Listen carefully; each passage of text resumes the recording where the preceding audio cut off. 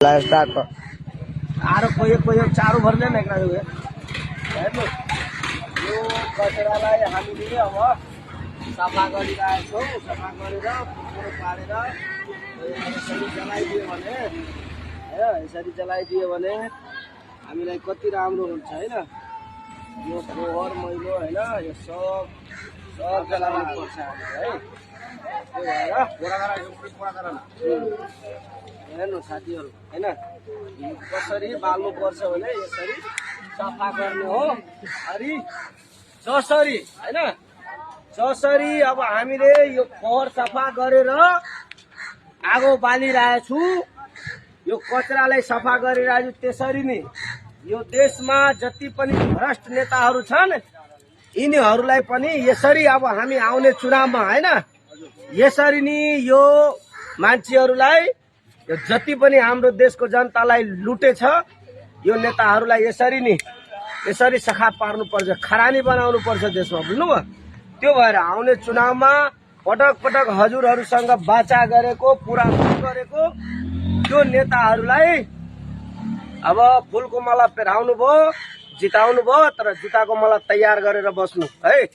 त्यही नेता फेरि आयो भने अनि आमा बुवा काकी दिदी बहिनीहरूलाई भन्छु यो झाडुले घर बलाल्नु हुन्छ नि, जसरी हामी अहिले सरसफाई गर्यो त्यस्तो नेताहरूलाई यो झाडुले पनि त्यसलाई पनि बढाल्नु है।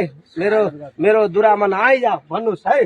त्यो भएर अब हामी मिलेर यो देशमा शरम गरेर आफ्नो देश आफै बनाउँछु। हेर्नुहोस् यो हामी कुन ठाउँमा थियो अहिले, नोरपट्टी नगरपालिका वाडा नम्बर 4 मा थियो हैन। श्री माध्यमिक विद्यालय स्कुलको अगाडि हेर्नुहोस् कति बच्चाहरू छन् यहाँ पढिरहेको थियो। यो सबले आएर हेरियो हैन कि काम राम्रै भइरहेछ, कहिले पनि त्यस्तो देखेको छैन, यहाँ कसैले त्यस्तो राम्रो गरेको छैन हैन। यो अनौठो लाग्यो उहाँहरूलाई हेरिरहेछ हैन। हम सब जो काम करने से अच्छा कि ना करेके चाहिए।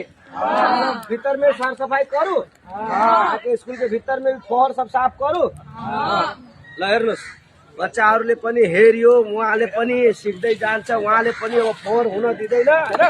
फोहोर भनेको सफा गरिराख्नु पर्छ, मेहनत गर्नु पर्छ, शरम गर्नु पर्छ। हाम्रो आफै देश आफै बनाउने हो साथीहरू। अब हर्क पट झुक्दैन, हर्क सम्पाङ भनेको झुक्दैन हैन।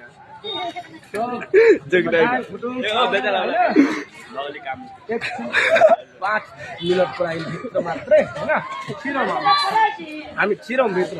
ल अब हामी यो गर्यो मामा यी छिटी कोदारी सब लाला त